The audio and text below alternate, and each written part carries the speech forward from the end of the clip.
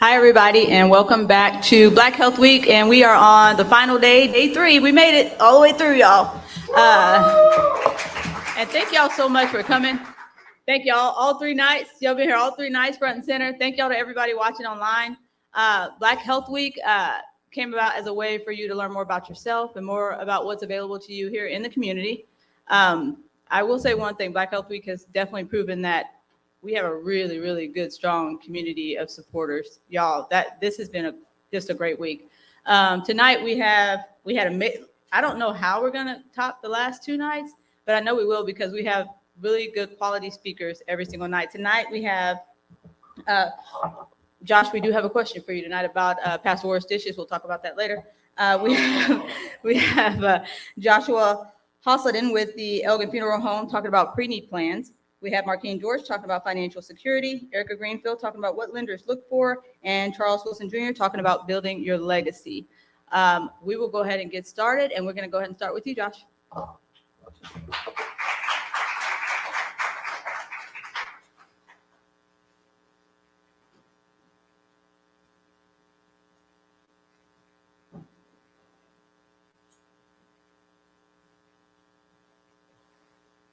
Well, good evening.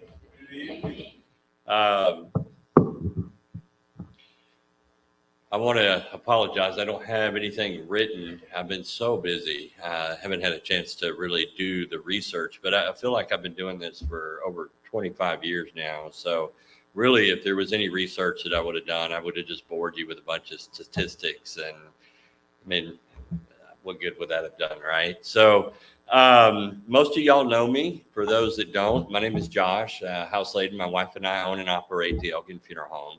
My grandfather started it back in 1985 with a group of guys. And, some guys like to retire and spend time, at the bowling alley or at the golf course. They wanted to smoke cigarettes and hang out at the funeral home. And fast forward, here we are. So I came to Elgin in 2007 and took over management of the business. And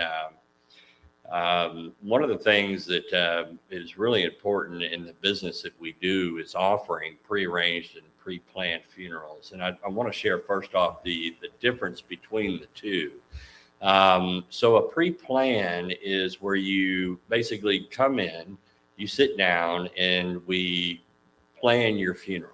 You have an opportunity at that time to pick the casket, pick the services, and what that does is it takes a lot of guesswork out of it. So when the time comes, your family's not sitting here trying to figure out, well, would mom have wanted this or would the dad wanted that? Because a lot of times what happens, I can't say this with us, but, not all funeral homes operate on a scrupulous level, and unfortunately tend to play on the emotional side. And if you go into a funeral home and you're not prepared and you tend to make emotional purchases, of course, I always tend to be very pragmatic when meeting with families. And I always preface when we get to talking about caskets or vaults or anything like that, that really nothing gets in the way of God's will for us, right? But not a lot of funeral homes tend to be that way. But regardless of what funeral home you select, it's going to be one of the most expensive purchases that you make in your lifetime. And I think you need to be prepared. So pre-planning is a big step, and then you can prepay. So what is prepaying? So basically, we write everything down in a contract. And what you'll do is you'll start making payments towards that contract. So let's say your funeral bill is about $6,000 today. You can write a check for $6,000, or you can decide you want to pay that off over a 5-year period of time. You would simply write a $100 check for each month for 5 years until the balance is paid off. What that's doing, which is unique compared to life insurance, is it's locking in the price. A lot of people don't realize that when you do make a pre-need contract, you are in fact locking in and guaranteeing the price. And how we do that is not sheer benevolence, although we tend to be benevolent. There's kind of a system to it. So what we do is we try to hitch our wagon with a real reputable trust. This is a third party that will manage these funds for us. Some funeral homes will do in-house pre-needs. If you write your check for a pre-need and you write it directly to the funeral home, our number one would be leery. Definitely read the fine print because a lot of times they're not protected under certain laws that that will, let's say that funeral home goes out of business. Well, there's nothing there to protect you. These trusts are designed and they're regulated by the Texas Department of Banking, the Texas Department of Insurance. And what they do is that they will manage these funds, and we're hoping that they accrue some growth, right? And then when the death occurs, the family brings this pre-need in. Of course, we keep a copy. And then we use it to pay and fund the funeral. Now, obviously, the price difference will be significant. If you locked in your price today at $6,000, fast forward 20 years, that same funeral could be $12,000. Well, what'll happen is that the growth that we get, we hope it will offset the inflation, but it never does. We might get a check. Let's say if the funeral 20 years from now is $12,000, we might get a check for 10. So maybe it grew 4, but I can't come back and ask you for that $2,000 difference. We do guarantee that price. We lock it in. It's really a benefit to the family in that regard that life insurance can't provide for you. Life insurance is a great thing to have. Don't get me wrong. I do encourage families to look into that, but there's certain needs, and life insurance really is more applicable to servicing, whereas a funeral pre-need really is a benefit to the family. The other thing is that when a family, I meet with them and they come in and they talk to me and they find out that mom or dad had a pre-need, the relief that I sense that comes over the family is just, it's ineffable. It's like, it's like the last gift you can give to your family. What you're doing is you're basically taking all of that off of their plate and giving them permission to grieve. Pre-planning, I want to go back again, is a big step because you're taking all the guesswork out, but then you can take it and prepay and pre-fund. I want to just simple little questionnaire here. So raise the hands. How many people know that they're going to die? Just curious. How many? Okay. Yeah. Right. How many people think they're going to die tomorrow? Exactly. Right. So we never plan for it. And that's the unfortunate part. We always think that we're going to get to our 80s and we're going to maybe talk about it later. Wait till we get to 65. Maybe wait till we get to 70.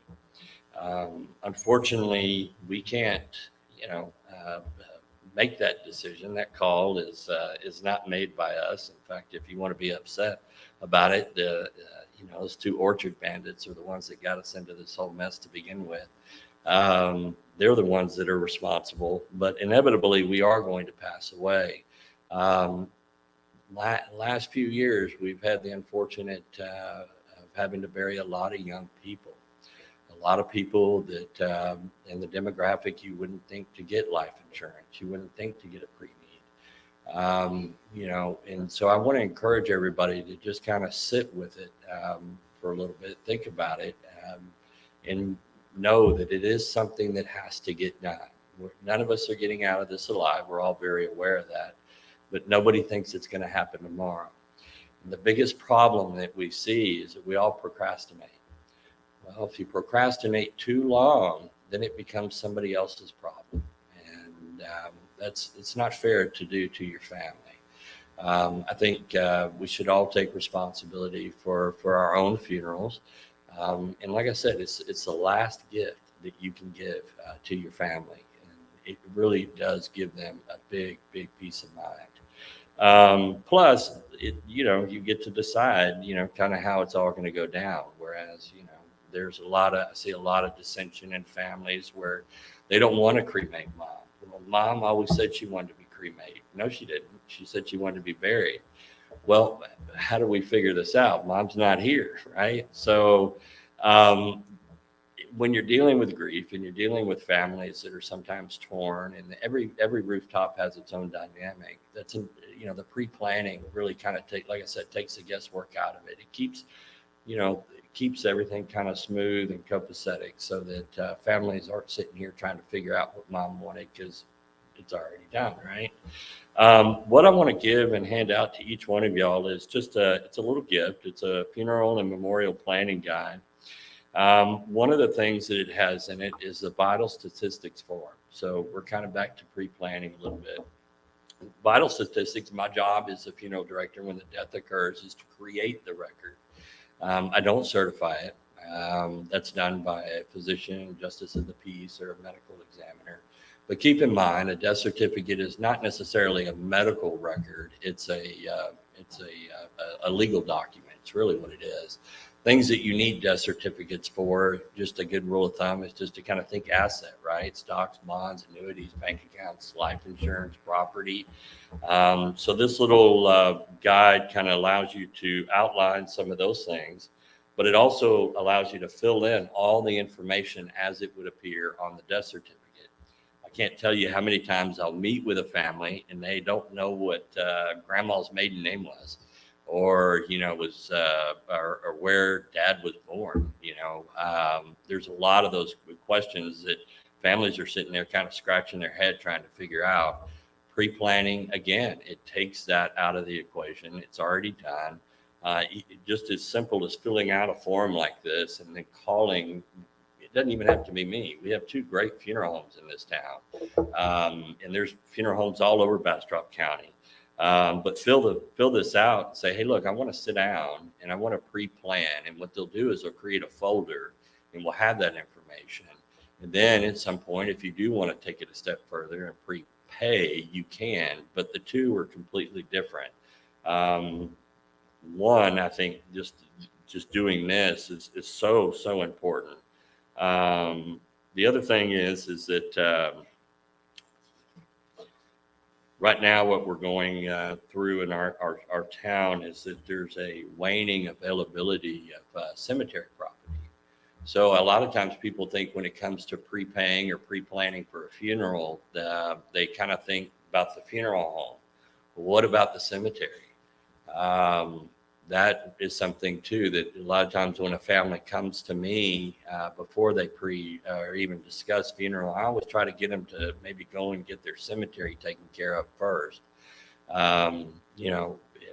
Especially right now, because with the lacking availability in cemetery property, it is a good idea to at least get that locked in. One of the things you can also do, some people might not think this is they might not be comfortable with it, but get a headstone. You don't have to put the date on it. Obviously, we don't know that date. But you can get a monument put out there, and then when the death occurs, all we have to do is come back later and inscribe that date of death. So there's a lot of things we can do while we're still living, and get a lot of this stuff done, because we don't know when our time will come. It could be tomorrow. Right? Even though nobody in this room raised their hand and believes that they're going to pass away tomorrow, we just don't know. So if you can make as much of this decisions, as hard as they may be, then you're really helping not only yourself, but you're taking that burden off of your family. And I think that's really all I wanted to offer. Did anybody have any questions or anything? I did want to kind of do a Q&A for a little bit, if anybody. Absolutely.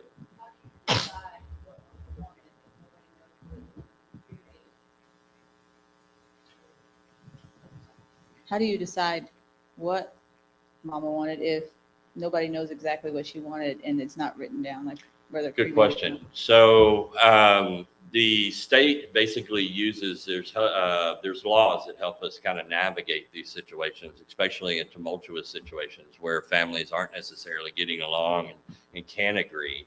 So you have what's called the next of kin. So order of kinship would be spouse. If they weren't married, then it would be adult children. If there are no adult children, then it would be parents. If the parents are not living, then it would be siblings. And it kind of goes down in order of kinship. Now, you sometimes have two people.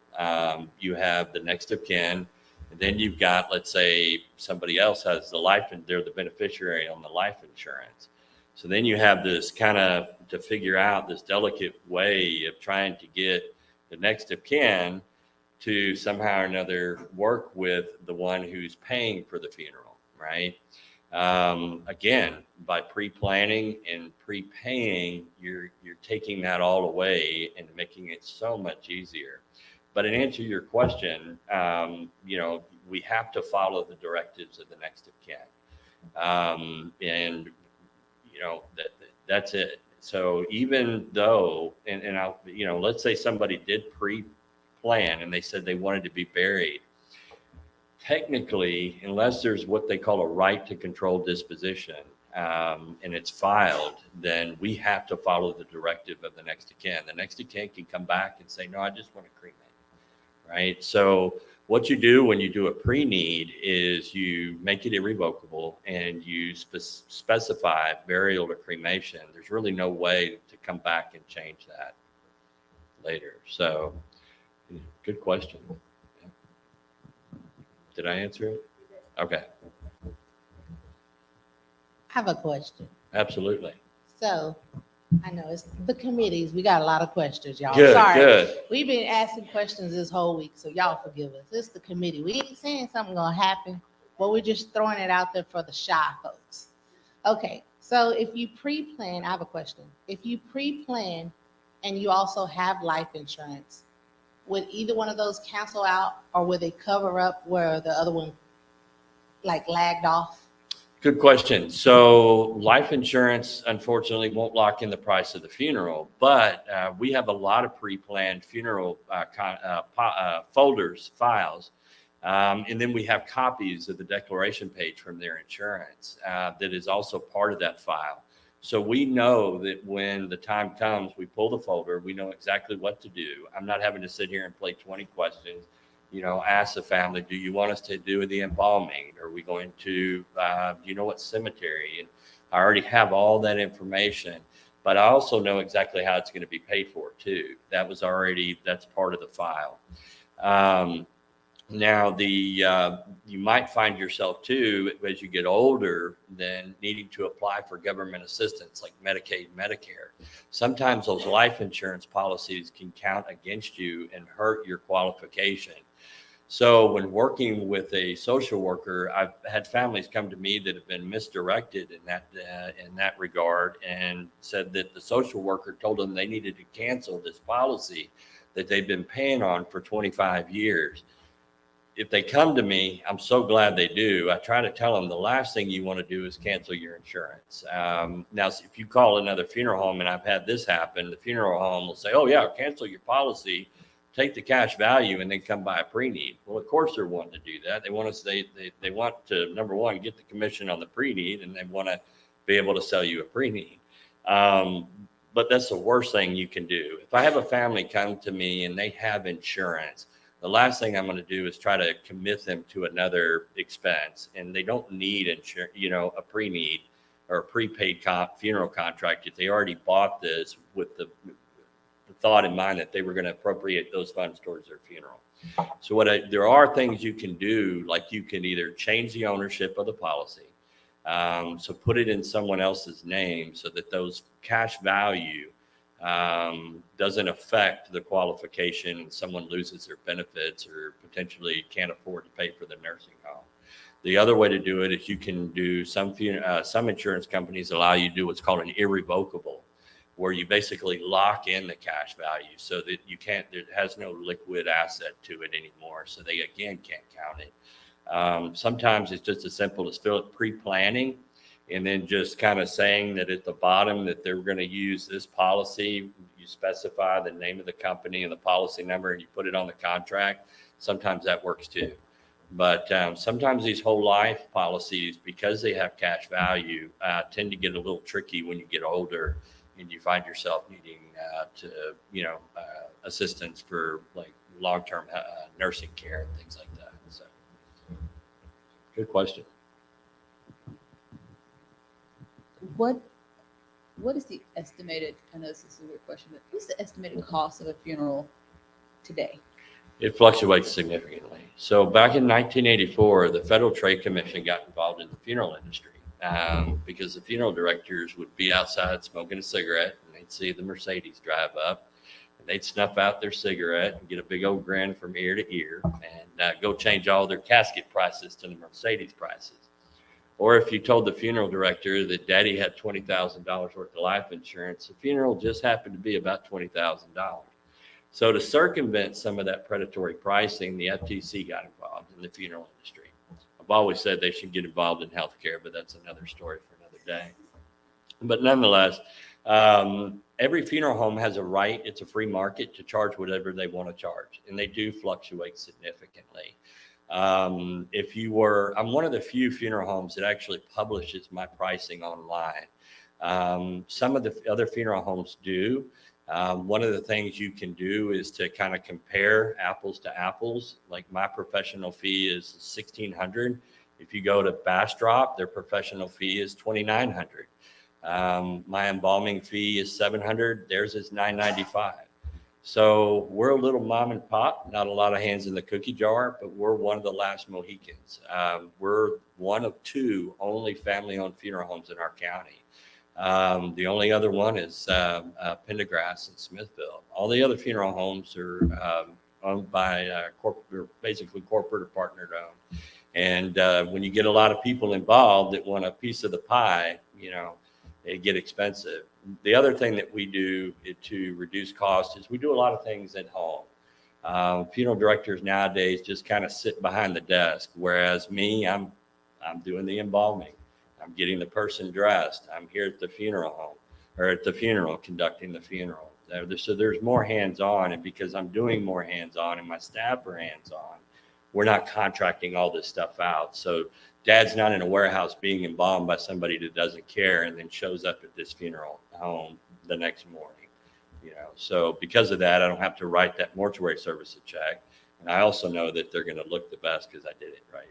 So anyway.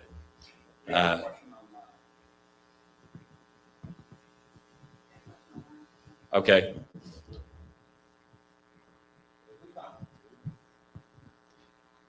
If you have adult children with no spouse or children, divorced parents are next of kin and can't agree. How is it decided which parent decides? That's a very good question. Both parents have to decide. Pretty much we need to figure out how we can all come to the same agreement. When I deal with a family that's kind of going through that, what we do is we try to sit down, we put our heads together, and we have to figure out an amicable way where we can, everybody agrees. I can't do anything until both parents agree. If one parent wants to bury and the other parent wants to cremate, I pretty much have to say we're going to have to stop here. I've fortunately, in my 20-plus year career, I've never had to send somebody through the court system. But I have heard that families basically will not agree, and they have to sit there and navigate through the courthouse a resolution. I really try to work with families, try to find out what's important to one, why we're making decisions, and what the motives are behind some of our decisions. So one of the resolutions I would read is that, let's say dad wanted the son to be buried, but mom wants him to be cremated. I have to find out, why does dad want him buried? Well, he really is his thought is thinking more of the traditional funeral. He wants an opportunity to see his son. So I stop and I listen to mom. Well, mom, why do you want to cremate? Well, she wants to keep him at home. Okay, well, that makes sense. Well, what about if we propose this resolution? Why don't we do the embalming, getting dressed? We'll have an open casket visitation. We can do everything that we would normally do for a burial, but instead of saying amen and going to the cemetery, we take him to the crematory and we do cremation. That's allowing dad to have the funeral. That's allowing dad to be able to see his son, have a visitation. But it's also afterwards allowing mom to basically have her son's remains and do like, and honor her request. So we have to, a lot of times, be pretty clever in trying to figure out what's important, and it's not easy. But, we've been successful in getting pretty much everybody to get along and figure it out. Sometimes it's not an overnight matter. Sometimes it takes a couple of days. Emotions run high. Sometimes you just kind of need to separate yourself from those things, be still, and just kind of sit with it for a minute. Not everybody in that situation is going to get exactly what they want. But if we can give each parent an opportunity to get just a little bit their way, then I think we're doing something. We're doing fine. I have a question. Might be silly, but I need to know. Okay. I like silly questions. You have grown kids. Yes, ma'am. And a 10-year-old. And 2 grandkids. And all the kids agree, what mom wanted, and this is how we're gonna dress her. But then you have the grandmother bringing clothes to the funeral home. No, I want her in this. And the kids show up, and you know what I mean? How would you handle that? Would you go to the ones that's responsible, the 5 grown children that's responsible, and do what they ask? Or how would that work? Absolutely. So again, my obligation is to the next of kin. So let's say grandma's paying for the funeral, but the children are the ones taking care of they're the next of kin. They're burying, let's say, their mom. But the grandmother, that's her daughter, and she's had life insurance on her daughter since she was born, so we have to kind of figure that out. If the children show up with one garment, and then here comes grandma with the life insurance policy and bringing in other clothes, what I have to do is I have to call the children in and say, did you know that your grandmother brought some clothes? Do you have any opposition to us using those clothes? Are you okay with it? And again, try to figure it out. But at the end of the day, it could be, they could say, well, no, we want her in this. And then grandma says, well, I'm not paying for it. Well, then now we have a dilemma on our hands. So then we have to go back to the children and say, okay, well, if we don't put her in this, your grandmother says she's not going to pay for the funeral bill. So you have to ask yourself, what's important? Do you want to let grandma kind of have her way and allow her to pay for the funeral bill? How important is it to you? And you just kind of have to work through it that way. It's not always easy. But yeah, at the end of the day, though, those children want her in that. That's what we have to put them in, but they also then need to figure out how to pay for it. So let me ask you this. I actually know the answer. I'm just asking you. What if you have a family that can't seem to agree before you pass? Is there something that they can fill out to designate who they want to be in charge of the services? Absolutely. So there's an instrument called a right to control disposition. It's basically and you can download that form. I think I even have it on our website. If not, I'm giving everybody my business card. Email me. I can email you a copy of it. Right to control disposition just says that even though this is my next of kin, let's say you had a husband and a wife that were married, but they're estranged and they haven't been together for quite some time. They just never went through the court system and basically made their divorce final. But, what right to control disposition does is it kind of supersedes the next of kin. And it says that I want my daughter to make my decisions concerning, and this is what we want. Right to control disposition. Also on that form, it elucidates kind of what your wishes are. So you're allowing this person to make those decisions. So another reason to pre-plan. Those are things that you can do in advance to kind of circumvent some of this tumultuousness. So, yeah, good question. All right, I have one more question. So you always hear the county is cheaper. Let's let them get buried by the county. Is that a saying, or what is it really? They don't do a proper. That's a great question, and I'm glad you brought that up. Correct, because I work at the hospital, and I always hear people. It's sad to say it, but they take the cheap route and be like, just let the county have them? Sure. No, and funerals can be expensive. They don't need to be $20,000. There are places that do funerals for a reasonable price, but it is a big expense. Each county has its own indigent burial program. Some counties don't have an indigent burial program at all. Bastrop County, we're blessed to actually have an indigent burial program. And I'll talk to you about Bastrop County, and then I'll talk to you about the difference between Travis County. So if you live in Bastrop County and you are qualified indigent, the indigent healthcare is the one that basically takes care of the indigent burial program. But what they will do is cremation only, direct cremation. So there's no viewing, there's no visitation, there's no embalming. And you have to understand kind of the thinking behind it too, because if they added all the bells and whistles, then everybody would be standing in line to get the county burial. The other thing that they don't do is they don't subsidize. So you can't say that I want the county to pay for the cremation, but we'll come out of our pocket to pay for the embalming and the dressing and the casket. They don't subsidize. It's not like, you can do, it's either one or the other, right? So if you go the county direction, what you're basically on in Bastrop County, and what they're doing is they're doing a direct cremation.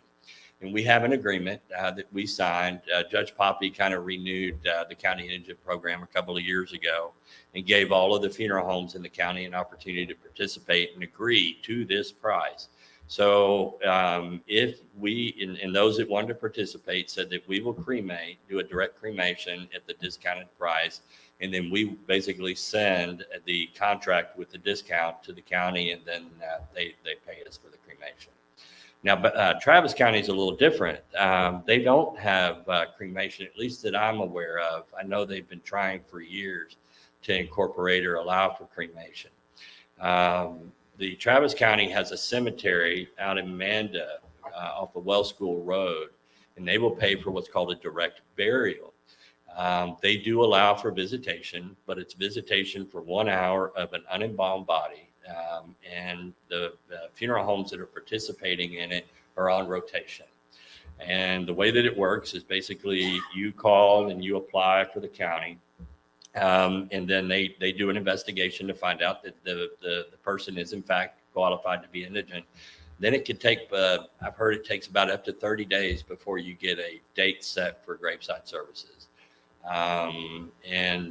But they will provide the space. They'll provide out at that cemetery. They also provide a concrete grave liner. And then what the funeral home will do is give you 1 hour of visitation at the funeral home, and then they'll take your loved one to the cemetery for graveside service. And I think they give you about 30 minutes, 20 to 30 minutes out there. So the other thing that I hear is somebody says that they're a veteran. Well, the VA is going to pay for the funeral. No, they're not. Not unless you died in action. What the VA does offer, though, is some pretty remarkable benefits. So if you are discharged honorably, you are entitled to be buried in any of the state veteran or national veteran cemeteries. One of the things that I've always done as a funeral director is that I've said that I would take any of the veterans that we take care of and their spouse to any of the national cemeteries in the state of Texas at no charge. So I will drive to Killeen, Fort Sam in San Antonio, Houston National in Houston, and will not charge mileage, and will not charge for the graveside service fee for that. I do that as my way of saying thank our veterans for their service as well as their spouses. But they provide the cemetery space, which, can get expensive. And it is a beautifully maintained cemetery. They're like perpetual care cemeteries. If you try to get a space out at Cook Walden, which is a perpetual care cemetery, you're looking at about $3,000 to $7,000 for the space. They provide the grave liner with which is about an $1,100, $1,200 savings there. They provide the opening and closing of the grave. That's about $1,000 there. Of course, Cook Walden, I think they charge, close to $2,000 to open and close the grave. That shows you kind of how things fluctuate. And then they also provide a grave marker. So there's a lot that the VA does do. What they won't do is they won't pay for the funeral expenses. They do have a reimbursement program. It's $300 towards funeral expense and $300 towards plot expense. So let's say you utilize the veteran cemetery, that disqualifies you for applying for the $300 plot expense, but you can still apply for the $300 towards funeral expenses. It's an application, takes a long time. It's a reimbursement. And sometimes it could be more if the person was, disabled and was on VA disability, and their death was a direct result of something that maybe an injury or some kind of illness that they incurred while they were in the service, they could potentially pay more. But that's kind of how that works. That's one of those things you have to apply and work through that. And I help families do that.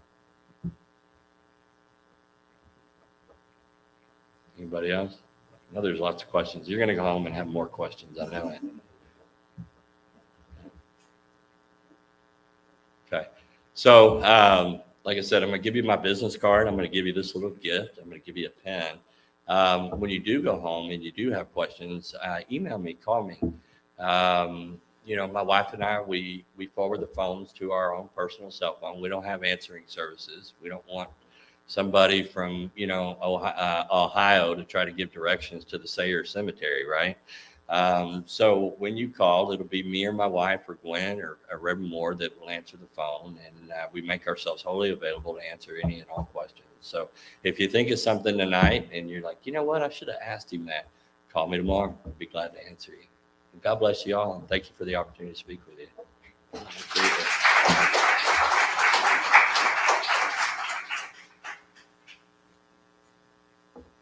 I think we all just learned a lot. Yeah.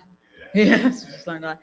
Okay. All right. So we're going to go next up with Marquine Dortch on financial security.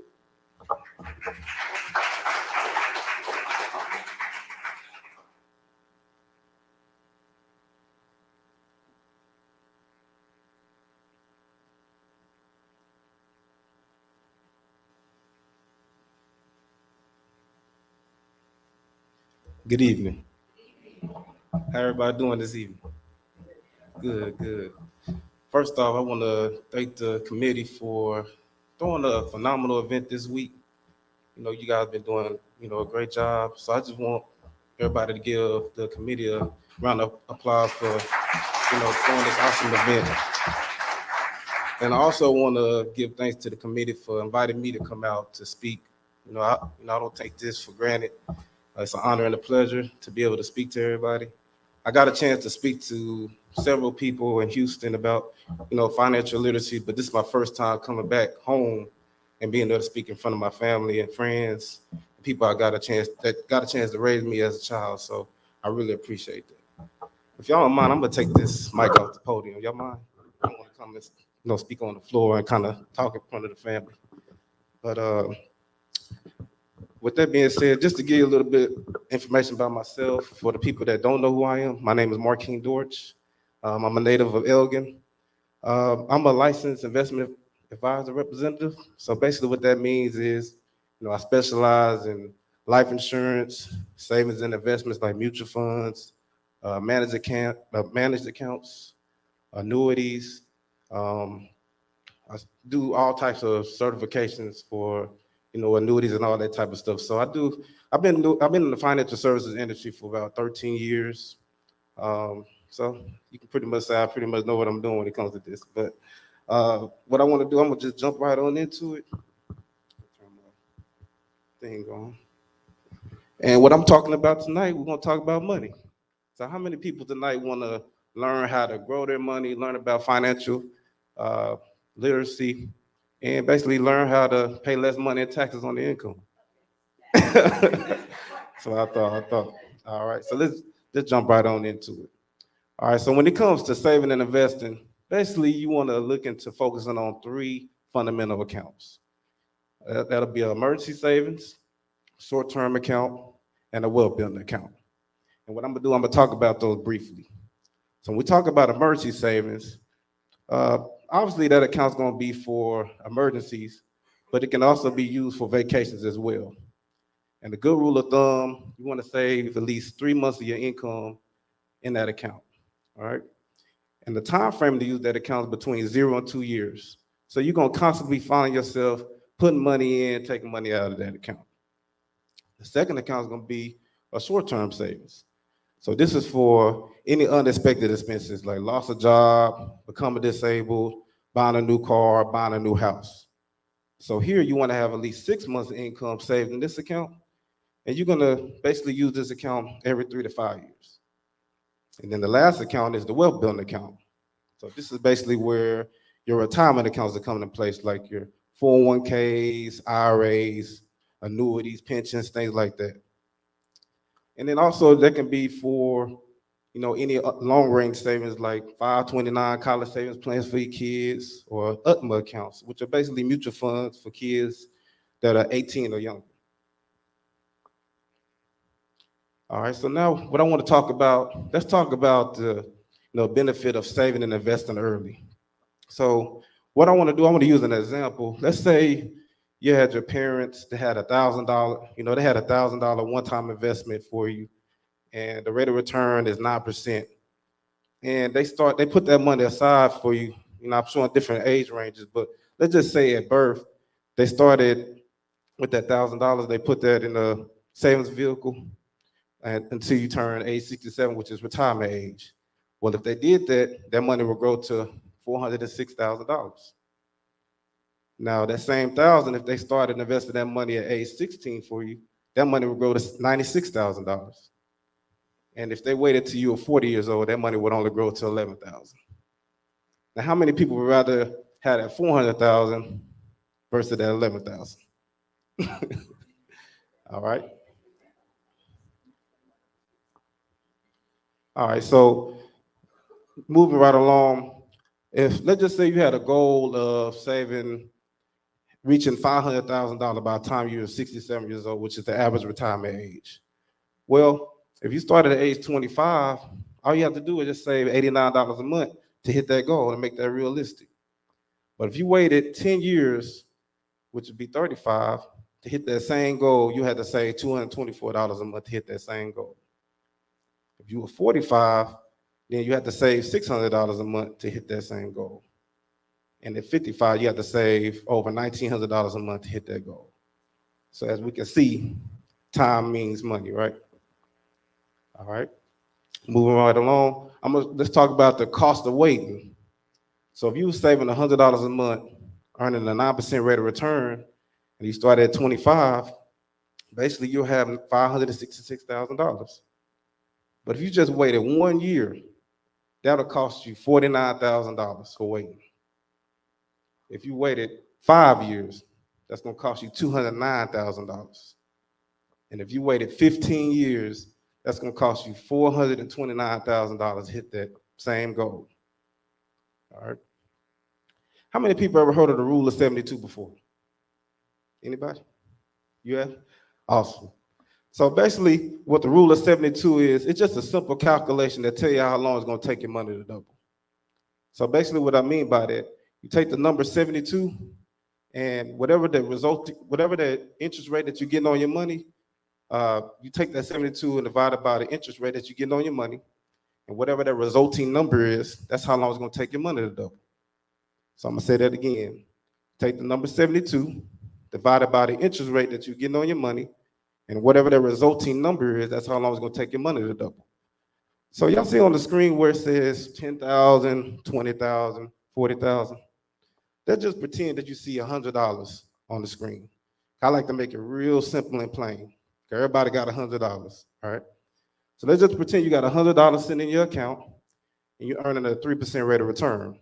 So according to the rule of 72, you take the number 72, divided by 3, you get the number 24. So what that means is every 24 years, it's going to take that $100 to turn to $200. Then it's going to take another 24 years for that $200 to turn to $400. How many people want to wait 48 years for their money to grow $300? Yeah, I ain't think so, right? Now, if you was earning a 6% rate of return, that money will grow every 12 years. And if you was earning 12%, that money will grow every 6 years. All right. Now let's talk about how doubling your interest can quadruple your savings. So you was earning, let's say if you was saving $100 a month, earning a 4.5% rate of return, you did that over a course of 40 years, that money will grow to 175,000. But if you was earning a 9% rate of return, that money will grow to $746,000. So obviously what I'm showing you, the higher the rate of return, the more your money will grow. And we're gonna talk to you, I'm gonna talk to you about the different savings vehicles that you can put your money in for your money to get that rate of return. So now what I want to do, I want to kind of switch topics a little bit and talk about life insurance. I know Josh talked about pre-needs insurance. He did a phenomenal job on that. But I want to kind of touch on life insurance and talking about buying the right kinds of life insurance. Because you got hundreds of types of life insurance policies that are out there. But truth be told, a lot of them is garbage. So I want to talk to y'all about the right kind, all right? So when we talk about life insurance, well, I'm gonna just say insurance in general. You got car insurance. Most of us got cars in here, and most of us have insurance on our cars. Reason why? Because it's illegal if you don't have it. So that's why most people have it, right? Most people have. And then I'll also say when it comes to the cars, most people know the value of their cars and all that stuff. When it comes to a house, for the people that have homes, have home insurance on the house. In the event something happens to the house, you want to make sure it's taken care of. And we all know, most of us know the value of our homes. But when it comes to our life, a lot of times I ask people, what do you find is your biggest asset? A lot of people say their homes, but honestly, that's incorrect because your biggest asset is you. Without you, you can't make no money, right? So why not insure yourself, while you're your biggest asset? So I'm moving right along. I want to talk to you about how life insurance works. And the way we do that is through the theory of decreasing responsibility. So the reason why you want to have a lot of life insurance coverage in your early years, because most people, don't have a lot of money, but they have a lot of responsibilities. And what I mean by that, most people are here where you got young kids, got a lot of debt, you got a mortgage. So loss of income be devastating if somebody was to pass away. And then you leave that burden behind on your loved ones, like your spouse and kids, right?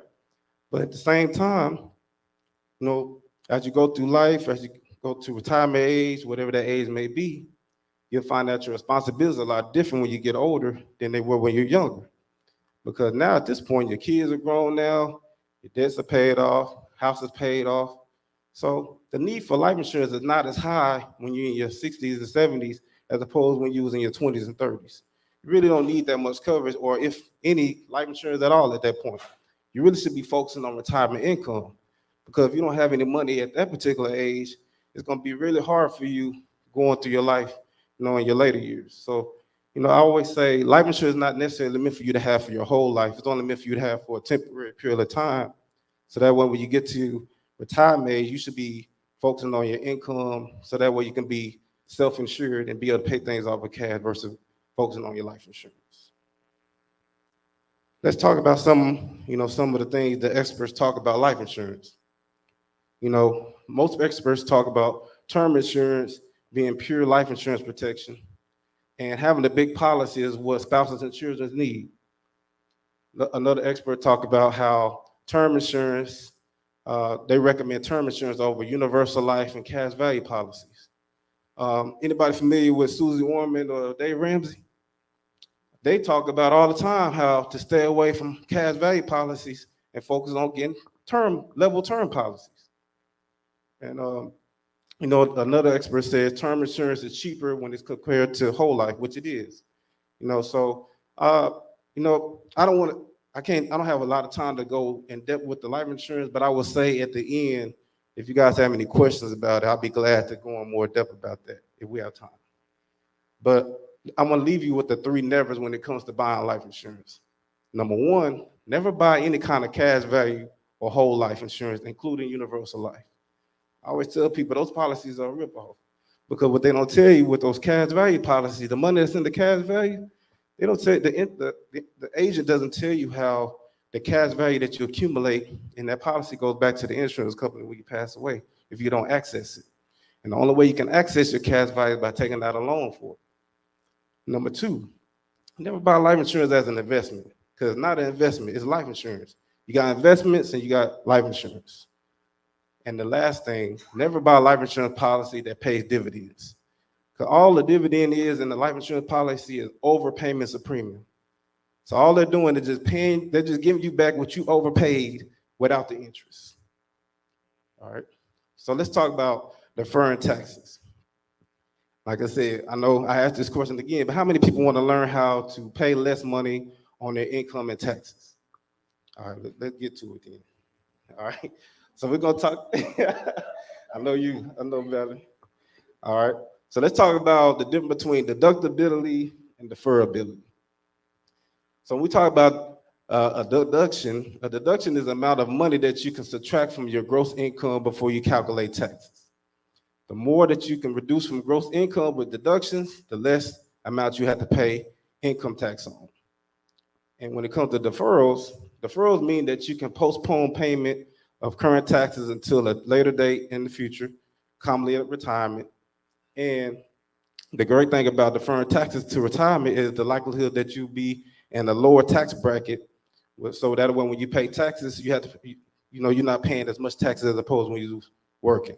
So just to summarize what I said, the difference between the deduction and the deferral, deduction means subtraction and deferrals mean postponing and paying later.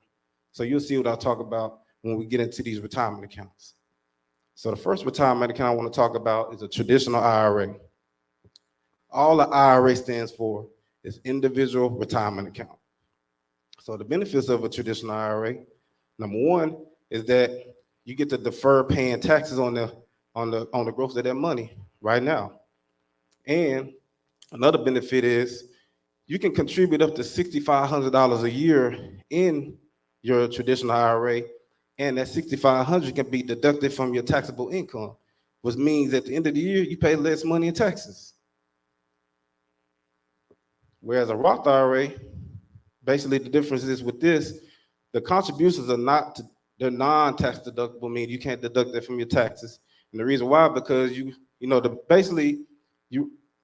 postpone paying the taxes just like a traditional IRA.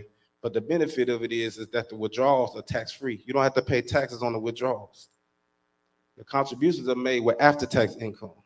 So imagine you getting your paycheck from your job. So before you get your check, direct deposit in your bank account, they already took the taxes out, put in your bank account. Now you say, I want to take $100 out of my bank account and contribute in my Roth IRA. That's the after-tax income. And when you withdraw the money from your Roth IRA, none of it will be taxed. So that's the benefit of a Roth IRA. So just to kind of break down the difference between the two, to summarize everything, with both a traditional and a Roth IRA, you can contribute up to $6,500 a year into both a traditional and a Roth IRA if you're 49 years or younger. If you're 50 and older, you can contribute up to $7,500 a year. That's called a catch-up contribution. With a traditional IRA, the contributions are deductible, so that, remember, we can subtract that from your taxable income, whereas a Roth IRA is non-deductible. Both of those accounts, they grow tax deferred, so that means you don't have to pay taxes on the growth of that money right now.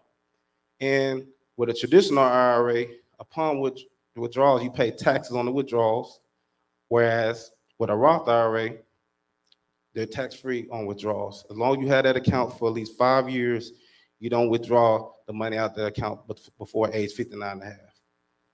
And lastly, with a traditional IRA, you have what's called required minimum distributions. So what that means is when you turn 73, the IRS is going to force you to be able to take out withdrawals out your account, because you can't just keep saving money in an IRA and not take money out of it.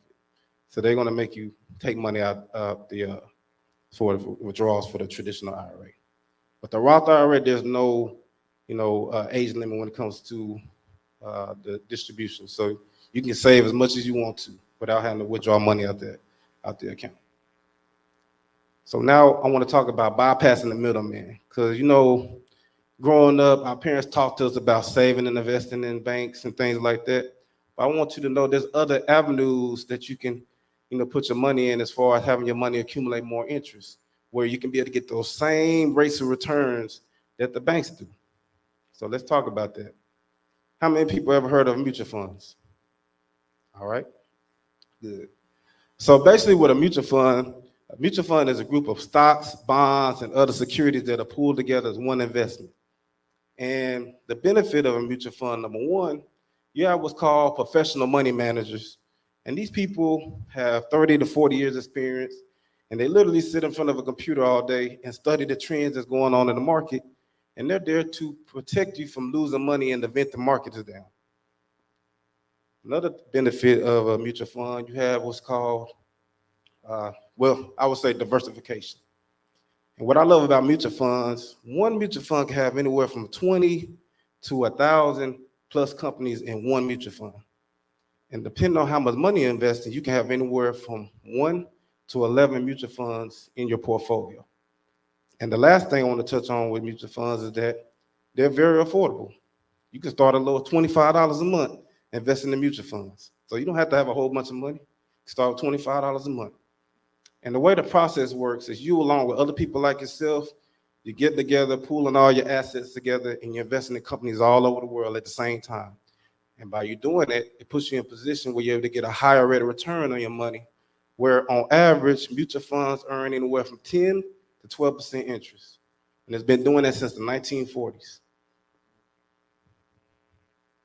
So let's talk about dollar cost averaging. So in this example, basically what dollar cost averaging is, that's just another word to describe that as voluntary monthly contributions. So what I'm about to show you two different investors. You got investor A and you got investor B. Investor A is participating in the rising market where the market continually goes up. And then you got investor B that's participating in the fluctuating market where it goes up and down. And both of them are contributing $100 a month into those markets. All right, so if we start with investor A is putting away $100, where we see in month one, the price per share is $10 a share. So with that $100, investor A was able to purchase 10 shares that month. But as we go through the months, we see the price per share increased over time from $10 a share to $20 a share. Because like I told you, the market is going up, it's doing well. So over the course of 6 months, investor A put away $600, and they were able to acquire 42 shares, which if we do the math, basically that 42 shares equals $840. So the way I got that, take 42 shares, multiply it by 20, that's $840. So they invested $600, they now got $840. So that's a $240 profit. So it look like they're doing well, right? But we all know the market don't continue to go up like that, right? So let's look at investor B. Investor B put away $100. Price per share is $10 a share in the first month. So with that $100, they were able to purchase 10 shares that month. But we fast forward to month 4, we see the price per share drop down to $2 a share, which that's a negative 80% drop in the market. Now let me ask y'all this: what would most people do in that situation if they saw the market drop 80%? Pull the money out, right? As most people would. That's the normal thing to do. But what if I told y'all that was the best time to invest? So, and with that being said, let's just say if y'all was going shopping for some of your favorite items, like clothes, shoes, jewelry, electronics. Would y'all rather buy those things at regular price, or would y'all rather wait till it's a big sale? Big sale, right? The same, right? The same thing when it comes to investments. So looking at that example there, the price per share being at $2 a share, that's when that share was on sale that month for $2. So with that $100, investor B was able to get 50 shares that month. As opposed to month 1, they was only able to get 10 shares. Then we see in months 5 and 6, the market went back up to $10 a share. So that sale went away. So over 6 months, investor B put away $600, but they was able to acquire 125 shares to equal $1,250.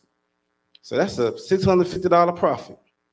So I like to show people that example to let people know it's not necessarily the money itself that's going to help you become wealthy, but it's the habit of investing every single month without fail. That's what's going to help you become wealthy. So what I want to do as I wrap up, I want to leave y'all with the 3 Ds. Basically, a good way of keeping focus on your goals is remembering these 3 Ds. The first D being dollar cost averaging. So I just basically talked to you about that. Dollar cost averaging is the voluntary monthly contributions. All right. Discipline. Just being focused on continuously investing every single month without fail, no matter what the market do, continuously invest. So that way you can take advantage of those sales that go on in the market. And then the last thing is diversification, having those 3 fundamental accounts and having your money spread out instead of having all your eggs in one basket. And the last thing I want to talk to you about is, or I want to let you know that you can do it. The path to financial independence starts with understanding a few basic concepts and implementing them. And winning a financial war is a result of winning tiny battles day by day. And last but not least, if you put together a simple plan and follow it, you'll be amazed at the progress that you can make. So with that being said, y'all, that's all I got. And I want to let y'all know that I'm currently scheduling free virtual consultations right now. And basically what a consultation is, I would just ask you a few financial questions to figure out what areas I can help improve and see what areas I can help you save some money in. And this will give me a snapshot of where you are so I can be able to make the best recommendations for you. And that includes a free life insurance quote, retirement analysis, a budget plan, and a debt elimination plan as well. My cell phone number is on the screen, as you can see there. And also, if you can, follow my social media pages. You can find me on Facebook at Markeen Dortch, and you can also find me on Instagram at Keen the Dream on the screen right there. So that's all I got. I want to ask, I don't know if I got any Q&A or? Okay, all right. All right. Well, I was gonna say, if anybody had any questions, I'd be glad to answer any questions. Annuity is basically ensuring that you'll never run out of money for as long as you live. That's basically what an annuity is. So think of it like a pension, but on steroids. Mm-hmm. Any other questions? Hope I ain't scared nobody to death. Oh.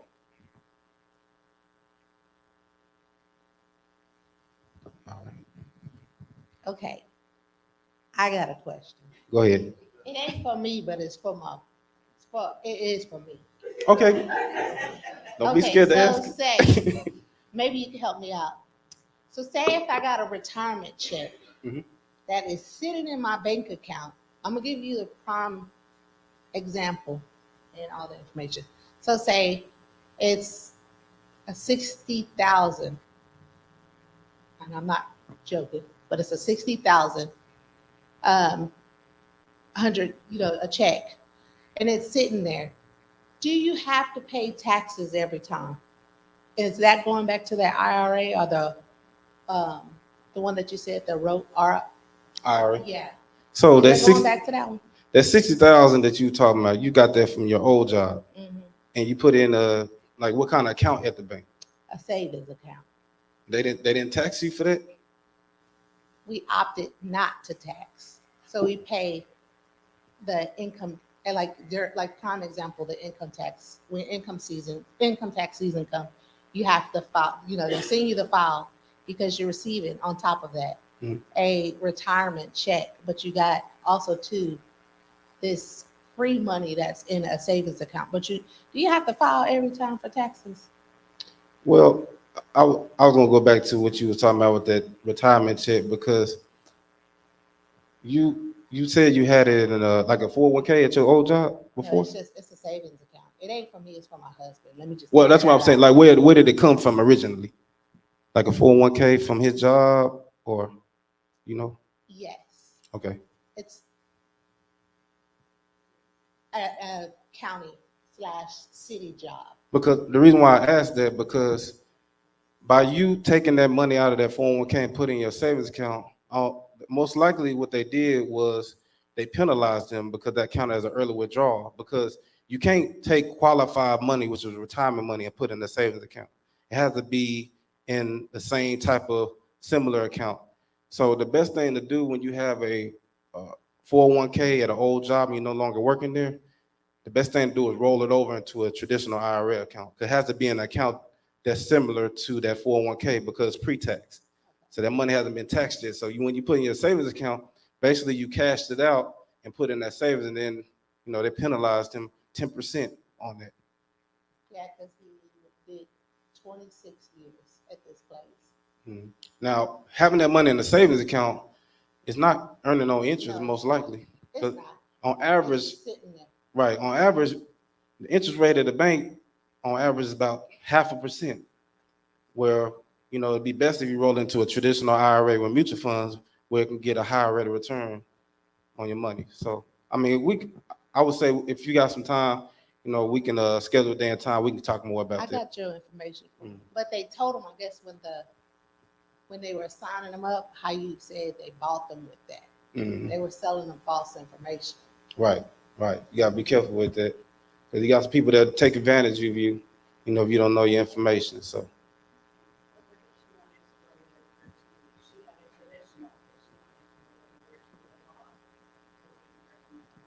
can't do that because Roth is after tax income. So traditional is, pre-tax.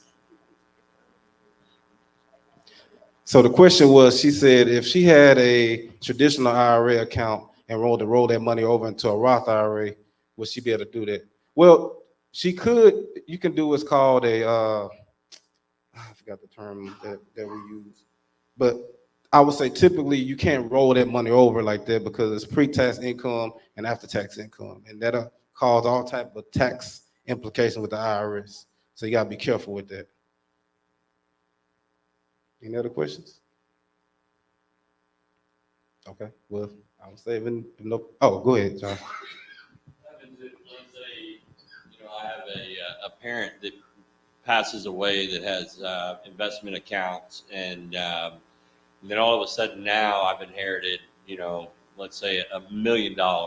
But what if I choose to just leave it in the account and just transfer? Obviously, I'm the beneficiary ownership. Am I being taxed now, or because I left it in an investment account, is it going to continue to be tax free? What kind of investment account is? I'm just kind of just throwing some general questions out there. Nothing in specific, but I mean, I'll talk to you a little bit more generally, but just curious because you're only allowed to give like $6,500 a year per spouse towards an account. So if I was to, basically, or anybody for that matter, was to inherit a large sum of money that was an investment account, are they taxed on that now? It's kind of a loaded question because every scenario is different. You're right about the part as far as being able to contribute up to 6,500. But if you're inheriting money, it's hard to answer that question. It's so many like pieces to answer it. I would just say, how can I answer this question? Can you transfer ownership of an investment account? Yes. Okay. Mhm. And so it just simply, as long as I don't cash it out or take any capital gains and put them into, let's say, my checking account, Mhm. then it shouldn't be taxable. No, it's not. Yeah, if you Yeah. transfer the ownership, it shouldn't be taxable. Okay. Yep. Yeah. Okay. Anybody else? Okay, well, if nobody else have any other questions, like I said, I appreciate the opportunity to be able to share this information. And just to let you know, I have sign-in sheets in the back and I have business cards as well. So if anybody interested in getting a free virtual consultation, all you gotta do is put your name on the sign-in sheet and I'll be glad to reach out to you. We can find a day and time to schedule those meetings. I live in Houston. I've been living in Houston about 17 years, but I got clients all over the country. So I'm licensed in Texas, Louisiana, California, Mississippi, Missouri, Rhode Island, and New York and Virginia. So got clients all over and counting. So.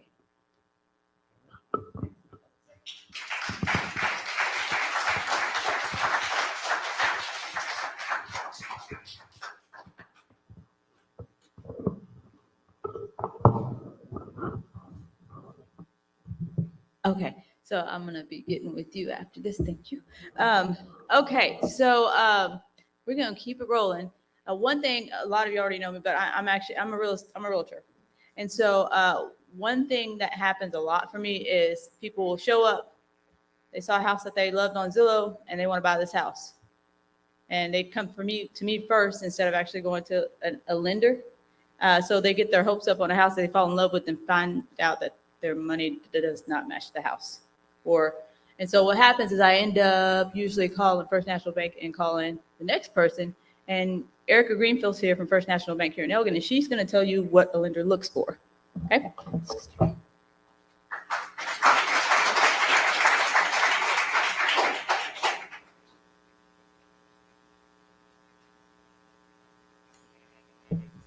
Good evening. How are y'all today? First of all, I want to thank Valerie for inviting me to be at this event. I think this is a great event. I wish more people would have been here, but hey, we got to start somewhere, right? So I'm glad to be here. Thank God, for all of us that are here. And so yes, so that's what happens. I don't know if y'all wanted me to talk about small loans or just go right into real estate loan.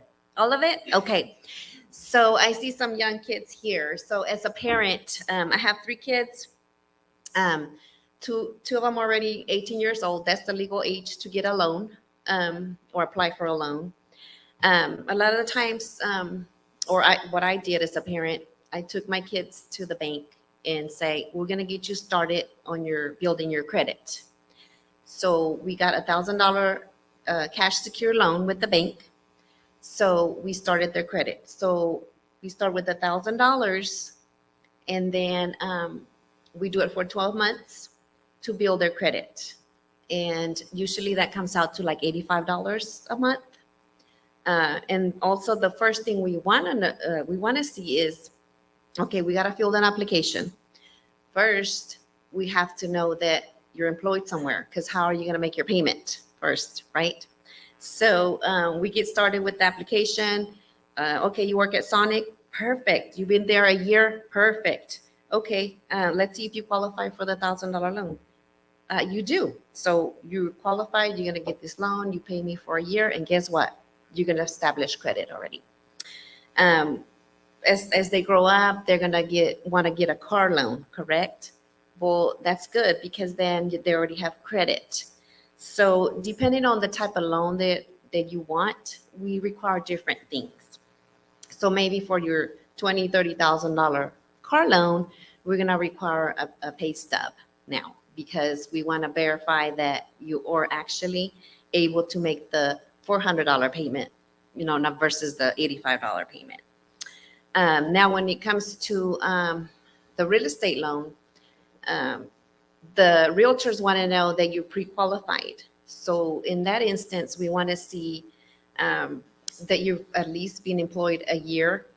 If you're more than a year, then that's great. Because usually we'll ask for 2 years of tax returns. So there we're going to see, you want to buy $100,000 home. So for that type of loan, we require 50% down, right? So you're going to have to inject $25,000 on $100,000. Let's just keep it simple. So I, as a lender, I need to make sure that you actually have the down payment, because you're going to have to take that to closing in a month after you get your house.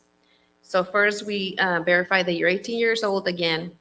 We verify that you have 2 years tax returns, and we're going to verify with bank statements that you have the down payment plus closing cost. And we also like to see that after your down payment, we're still going to leave you with at least 6 months of cash reserves for your future house payments, or if you have any other debt, we want to make sure that you're going to be able to make those payments in the future. So that's what we want. That's what we like to see, and we have to ask you for all the verification to make sure that we don't get in trouble together, because we don't want to call you and say, you know what, you haven't been making your payments. This is what I have to do. And, none of us as lenders like to make those phone calls. So we like to help as much as we can. When you're in trouble, you can make your payment, just like we all went through with COVID. We did a lot of loan deferment payments due to that. And we were okay with that. Everybody was okay with that. We didn't have any trouble as far as where I work at. So that helped a lot of people at that time. Yes. So y'all have any questions for me as far as how to obtain a loan?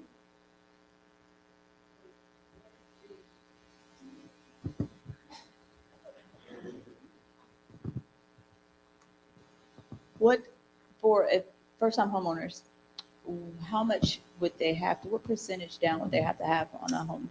Usually, we have several types of different loans that we offer. So it can be anywhere from 3%, 5%, depending on what program it's out there for the individual. Because we have VA loans, we have we call portfolio loans. They're keeping house. You know, usually that's community banks that do those, or even mortgage lenders can do those also. So depending on your credit history, the down payment that you have, we kind of try to put you in the best program to fit your needs. I got this question today. I had someone reach out to me and they own a house and they wanted to see if they could use their house, they use the equity in their house to buy another house. And I gave her your phone number, but Yes. what would you have to do for that? That's basically if it's their own home. So that's a home equity loan. So we basically we look at the value of your home, and we can loan up to 80% on that. And different lenders have different rules as far as the loan to value on that. It can be 75%. It can also, where I work, we do loans to ITN holders. So those are people that don't have a social security number. So we're able to help the people that hold ITN numbers. So for them, we have a bigger down payment, but we're glad that, and they're glad that we're able to help that community. I have a question. It's similar to what Valerie said. So an equity home, will you be able to do an equity home with a VA home, with a VA loan, Yes, with both spouses? yes. Thank you.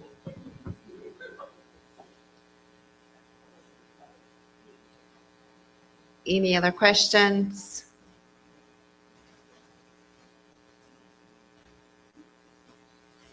And I was glad that Marquine spoke before me, because that's another thing, you know, when we're reviewing as lenders the application, we also review your assets. So we like to see that you have retirement accounts, because that says a lot about a person, that you've been planning. So when we see that you're at a job for 3 years, that you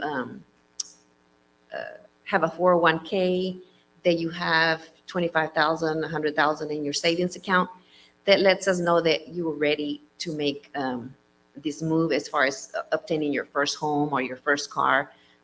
So that also makes us feel better as a lender that you're committed to what we're going to help you make the decision on getting your new home or new car. Whenever you have a bank, how much is in there whenever you first start a bank account? Oh, to start like your bank account, minimum is like $100. That's a good question. Yes. So yes, I encourage all the young people to start your accounts as soon as you can, you know, so you can put your allowance in there. So that's a good idea. And then when you're ready to buy a car at 16, you have your down payment.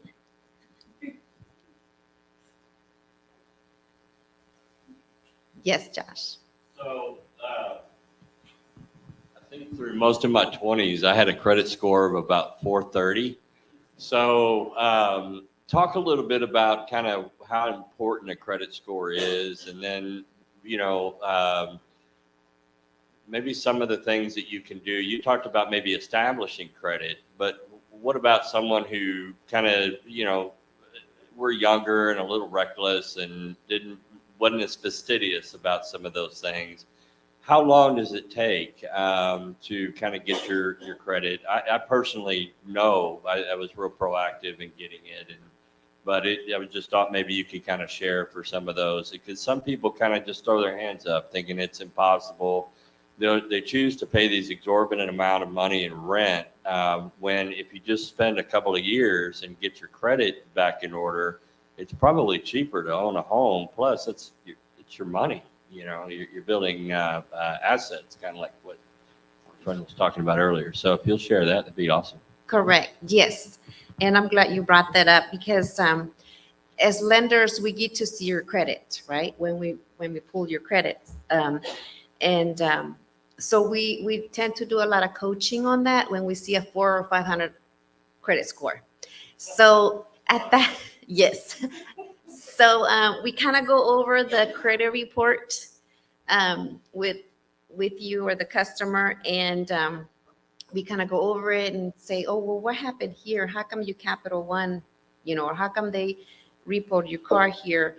Because, well, I went through a divorce, or I was just a bad kid, you know, irresponsible. I was only 18 years old. Okay. So then we go into, well, you know, this Capital One is only $200, Josh, you know, so you think you can pay that? And then, of course, their answer is going to be yes. Okay, well, we go through the whole credit report with our customer, and we try to come up with a plan on how, you know, how we're going to fix this. Sometimes it takes 2 or 3 months if it's only small accounts, because even if it's $1, I've seen it ruins your credit horribly. It can be $1. I've seen it on a very good customer. It was an elderly person. That made me feel so bad. And I'm like, really, $1 on a credit card that I guess he just sent less, I don't know. But he's like, my credit score went that low. Yes, it's unreal how credit scores work. They don't take in consideration what the amount is. So yes, it's very important to make your payments on time, whatever it is, just make them on time, because that builds your credit score up. And but yes, we do a lot of coaching on that, and we help you come up with the plan. Sometimes it takes a month, sometimes it takes a year.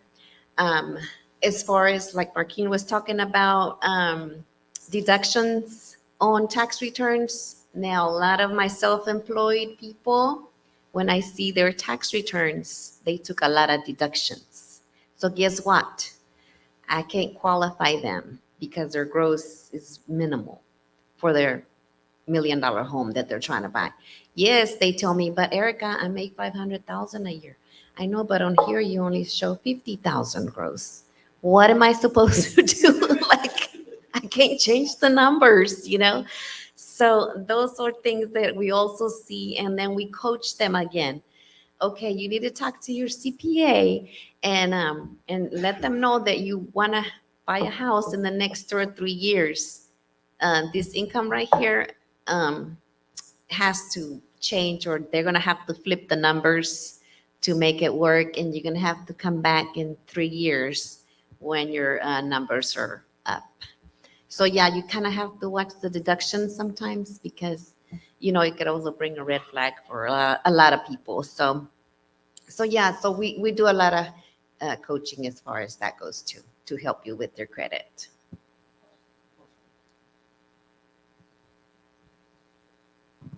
So let's talk about the difference between a FICO score and a Credit Karma score. And FICO, because most home loans are done through, well, they're all done through a FICO score. Right. Credit Karma does not show you your FICO score. Yeah, there's 2. Yeah, there's like 3 different credit bureaus. Talk a little bit about that and what score you're looking at. Okay, I can talk about that. Okay, so it's a community bank. It's a bank. We usually just pull one. So I guess it's up to the lending institution. We only pull one credit score, right? And we base our approval on that. But the mortgage lenders now, they pull the 3 different bureaus. So they take the best out of the 3. So that's how we work that out. Now, as a community bank, I can speak for on behalf of the community bank only.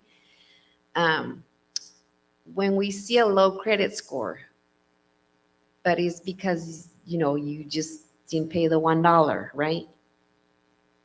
Well, we clearly, and everything else is perfect pay. We clearly see why your credit score is less than 600. So we're not gonna dock you for that, because if you have the down payment, you have all the other accounts or trade lines on your credit look good, but only that $1 negative account, we're gonna have to make an exception on that, because it's not reasonable. That's just not a real score of who's in front of me. That was just an error. So as a community lender, I can make those decisions, and I can make an exception on something like that. As far as other lenders, I can't speak for that. Yes, sir. I have a question. In today's economy, a lot of college students are coming home in debt. And therefore, with the economy being the way it is, they can't get an apartment because they have a low credit score, because college students get a lot of applications for credit. And when you're broke, you fill them out and you get that money. So then when they come home with a low credit score, they have to, and when they finish school, they have to move back in with their parents because they can't qualify for anything. So how long does it take to get their credit score to a point, if it's, let's just say 500? This is just hypothetical, it's just a question. If it's like 500, how do you start getting their credit score back up, and how long does it take for them to be able to qualify to be able to get out? As far as we just have to come up with the plan again. They'll have to call the lender on those loans, make them good. Either they have to defer them or do some kind of workout where it's not going to affect them.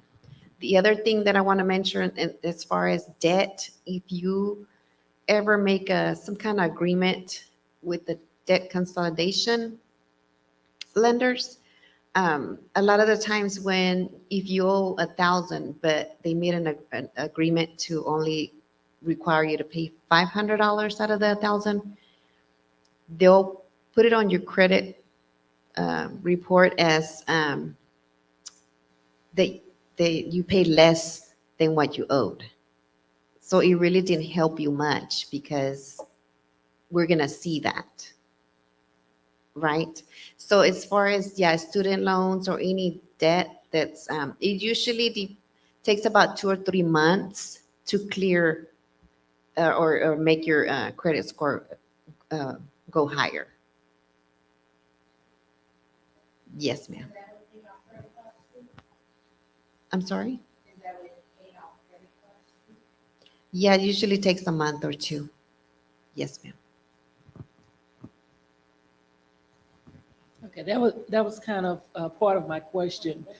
Could you speak on the importance of debt to income ratio? Because I know some people say, oh, well, I can afford this, make much money, but they have 13 credit cards maxed out and 6 loans. So can you kind of talk about the importance of that? Right. So when we're looking at your debt to income ratio, we have a formula that we have to stay under. So for us, it's 43%. So we calculate what debt when you come to get your home loan, we calculate what debt you have plus the new debt that will be your home loan. We take the debt and then we divide it on your income. So we have to be under the 43%. If we're not under the 43%, or some other lenders require 46%, like I said, it depends on the lender that you're getting the loan at. So yeah, that's what we have to look at. That's why we have to know everything pretty much about you as far as financial, because we want to know what income or do you have, or you self-employed, or you W-2 income. Oh, but you also have rental income. then you need to tell us all that stuff. It's not that we're being nosy or anything. We just have to know to place you in the best program that benefits you as a consumer. Hello, I just want to say, y'all hit me all upside the head.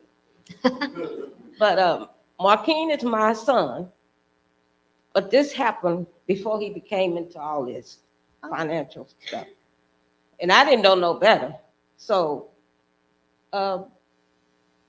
one day, a cousin of mine, I was gonna get a car. And we went to the bank and they said I didn't have no credit. So they gave me $100 so that built my credit. And I didn't know nothing about credit and stuff like that. So I went out and I see Walmart got cards and stuff. Let me try it. Went to Walmart, Kohl's. I didn't got all this credit. Didn't know what I was doing. And start buying. Then it got a little hard for me because I probably got about 8 or 9 cards and credit cards and everything. So I didn't know what to do. So I consolidated. And like you said, they take, you don't have to pay the whole, say for instance, you owed 1,000, they might get it down to 500. Right. So, and they gonna get the other ones down too. You ain't gonna pay the whole thing. So I did that, and I had to do that for 4 or 5 years. And I had my credit card got up to like 6 something, and I could go to the bank and borrow it. I borrowed that 1,000. Then they let me have 2,000. So I consolidated, and I didn't pay that off. I'm debt free right now. As of maybe haven't been a whole year. So I went back to the bank. I just wanted to see what my credit is and see if they'll still loan me. Right. Since I didn't pay, did all the consolidating and I'm through and debt free. Well, they looked at all that and they say you don't have no credit, no nothing, and they didn't give me nothing. Oh. And I was only asking for $300. They didn't even give me nothing. And they were the one that used to loan me the money. Right. And so what I'm trying to say, that's fine. I'm happy. I'm debt free. That was so stressful. And I thank God I made it up out of there because I can always build my credit again. The Yes. thing is, it was just the pressure. You just don't know, they all coming after you. Just coming at you all kinds of ways. But only God, thank you, Jesus. I did it. It seemed like 4 or 5 years took forever, but I made it. That's And that's all I wanted to say. And one day, my credit Thank card you. went high. That's good. I can just start up. They say I don't have no bad credit. Oh, no, I don't have no credit. That's I'm great. good. Yes. That's a good place to be. Yes, and then the thing is, my son asked me today. He said, "Do you have any credit cards?" He asked me that, and I said, "Nope." He said, "Do you have any credit cards? Do you owe on that?" I said, "No." What about bills? I said, "No, my bills is paid now and everything." He said, "Well, you all right then." Right. So that is a good question to add to that. So prime example, because I ain't gonna lie, I'm like her. Everything I pretty much want to pay with cash because I want to knock it off. I don't want to be older they'd be stressed, you know? Right, So you try to nip it in the butt now, because I closed, I ain't gonna lie, I closed probably about 3 or 4 already too. right. Is it good to have one or nothing, or what? It's, You it's, gotta have I one would so it say wouldn't it's, mess it up? when my friends ask me, I always say it's good to have one for an emergency only. So if you can be disciplined enough, then just do one for an emergency. You know, because sometimes our debit cards don't work or something, and then I have to pull out that credit card. So, and then you don't, I mean, it's good to have credit, but that's right. No. We also, at First National, we also do what we call alternative credit. Because my culture too, we don't like debt. So a lot of the Hispanic community, customers that I have, they paid everything, their whole life, they paid cash. So if they don't have the cash to buy the car, they are not going to buy it. That's just what it is. That's just our culture, right? So we understand that. I understand that. So, so I always say, well, do you rent right now? Yes. Okay, then just bring me a landlord letter. Do you, pay utilities? Yes. Okay, bring me that. So, so yeah, there's other ways that you could show us that you have credit. So that's another. Yes. Yes. So yeah, I mean, I can help everyone here, everyone. So yes. So I have a question with a minor that isn't able to have like any loans or anything on their own, 15-year-old. Aside from like making them an authorized user on a credit card, what else can one do to help build their credit up? Well, you have to be 18 years of age to get any type of loan. But you can become an authorized user as a minor. You mean like a credit Like a card? credit card, yes.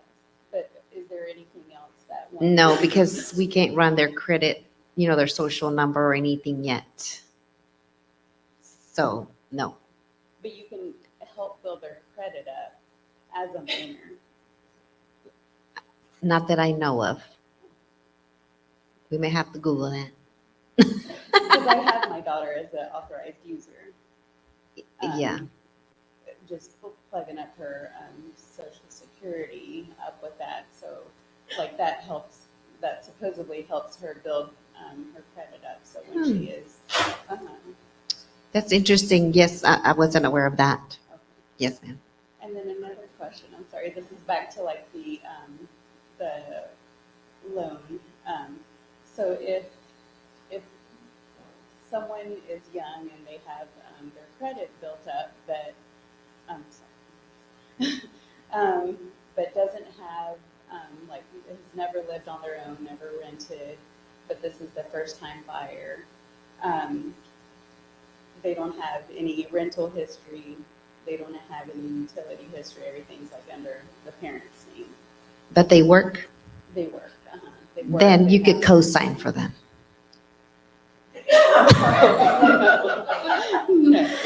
So in that case, we would ask for a co-signer. If I saw that on the application, then I would ask, well, can your mom sign? Can your aunt sign? Can you find a co-signer? Then we would look at the co-signer as far as credit, but look at the person that's actually needs the home to be able, that person will have to qualify with their income, not your income. But what about if they have good credit? Are they able to qualify on their own? Yes. Oh, okay. If they have good credit and good employment, yes. Oh.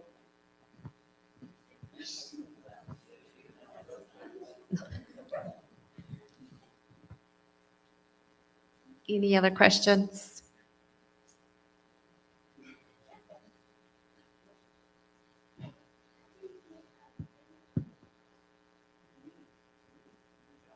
Do what? How do you get payments on your credit card? You can either make an online payment, or you can write a check, or just pay cash.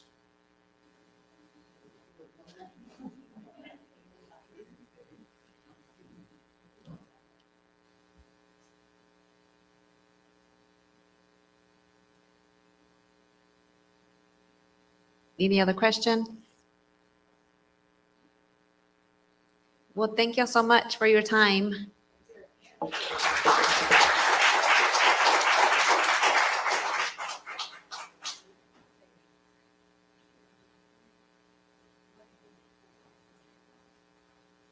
Okay.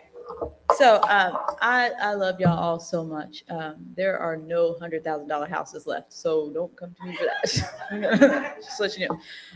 But we are going to keep it rolling, and he really doesn't really need an introduction, I'm pretty sure at this point. But we're going to have Mr. Charles Wilson Jr. come up and talk about building your legacy.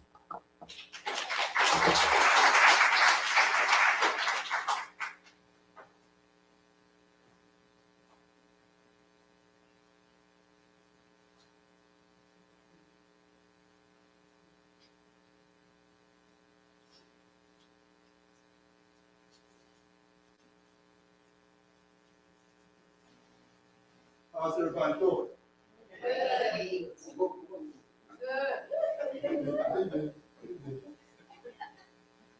I'm in the right place, right? Yeah. I'm at Bama Rock, right? Yeah. I'm gonna try that one more time. I know it's nighttime. No, somebody said the right time? The right time? I know it's nighttime. I know some of us, kind of, got the heavy eye. But you know what? Just lift that heavy out up just one notch for me. I'm gonna try that one more time. How's everybody doing tonight? Yeah. Oh, I love that. I love that. Janice, you said a little tired? You're gonna make it. We're gonna both make it. All right. Well, first of all, again, I want to just thank Valerie and the community that I'm serve on with her for allowing me to speak tonight on building a legacy. And you might not ask me no questions, but that's okay, because guess what? You are going to talk to me, because I am going to talk to you. And when I talk to you, I'm asking you questions. So again, we're going to have a great dialect tonight. First of all, when you hear the word legacy, what comes to your mind? Omari. Huh? Interaction? Okay, I'm gonna rock with you on that one. Okay, interaction. There is something about that. We'll go back to that later, but thank you. Anybody else? Ooh, wait, that's my cousin back there.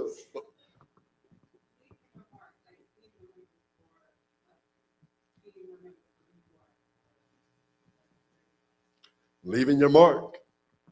Leaving your mark, that's huge. All right, the second question I have for you. What is it that you want to be remembered for? Be honest with me, be honest. What do you want to be remembered for?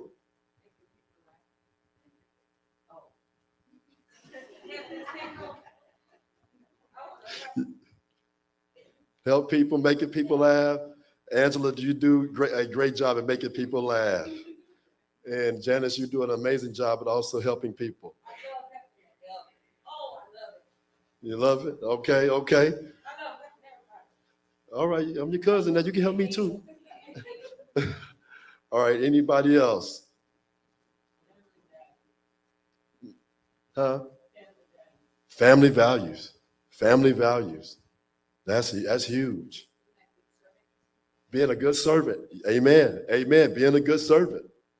Being a good servant. Those are some great things. And the last question I have for you, just because it's the last question, don't mean I'm going to stop talking to you.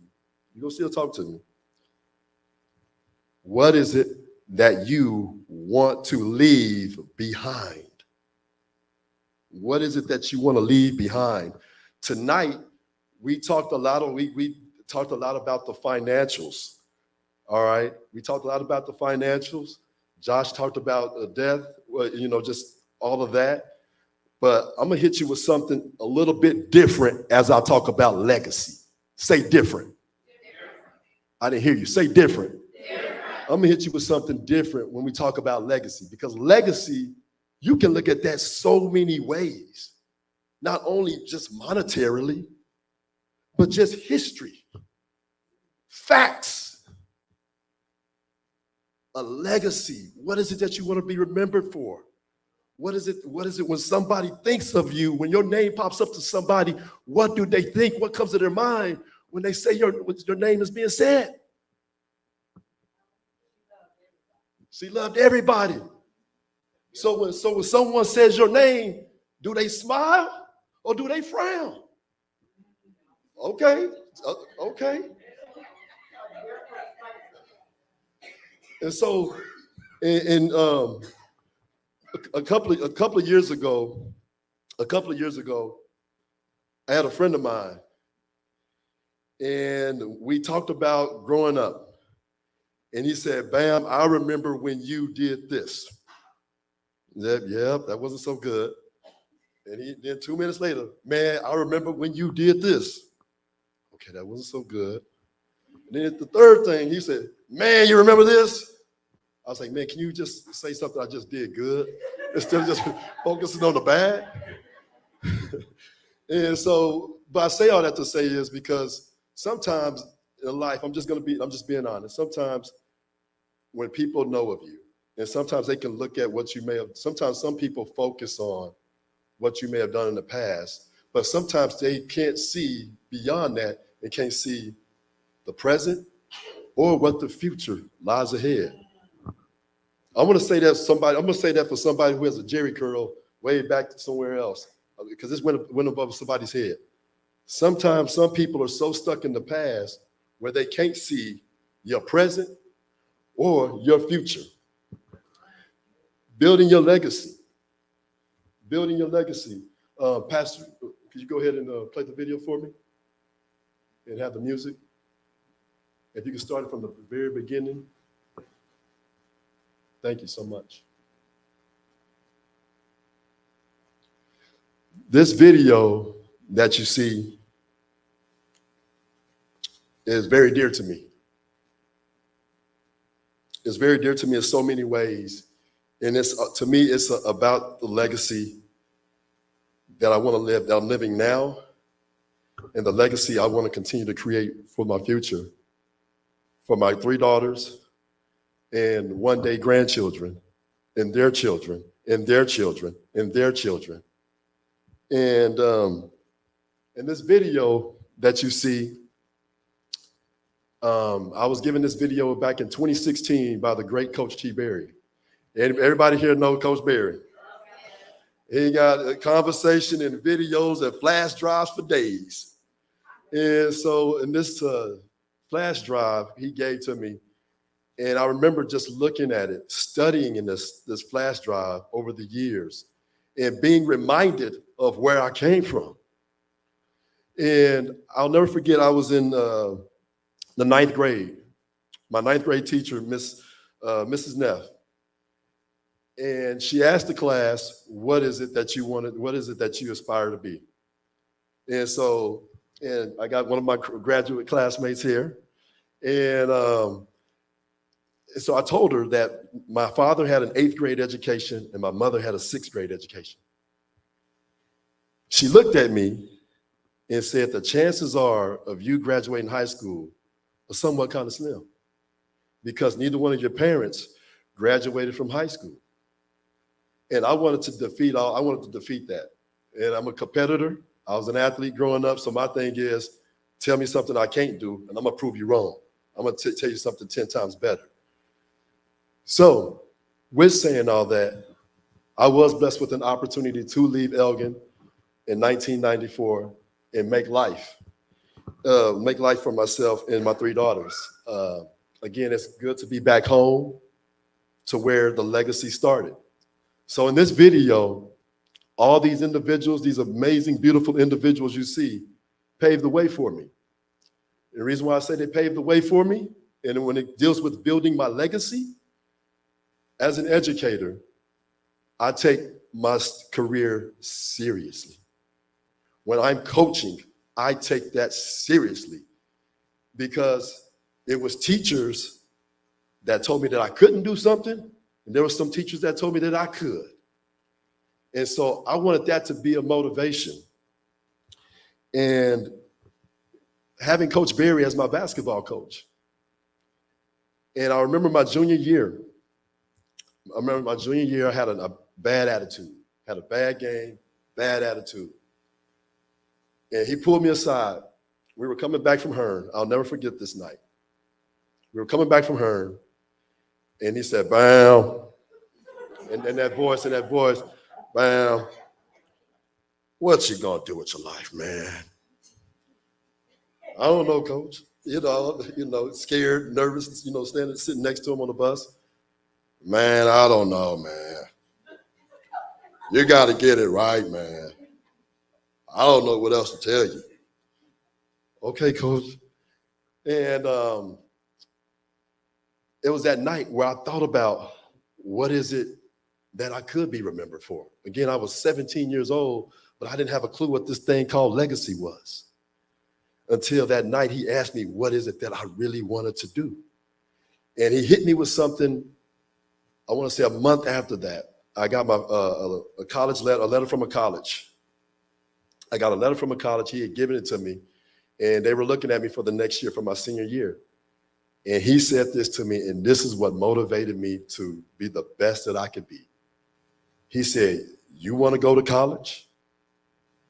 I don't think he was saying that in a mean way. He was saying it in a way to really inspire me to go after my dream.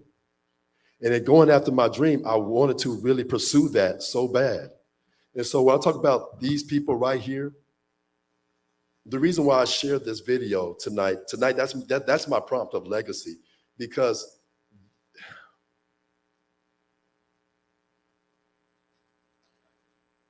they got a chance to, some of them didn't get the chances that you and I have had. And some of them didn't get the chance that our kids are going to have. Some of them didn't get the chance that our grandkids will have. But what they had, they did have some hope. They made it. They made it. We don't know how, but they did. And just because of what they had to go through, guess what? Here we are. We smiling. We breathing. We moving. We leaving a mark everywhere we go. We leaving a mark everywhere we go. And in some of these videos, I saw both of my parents in their elementary classes. And even though they didn't, go to high school,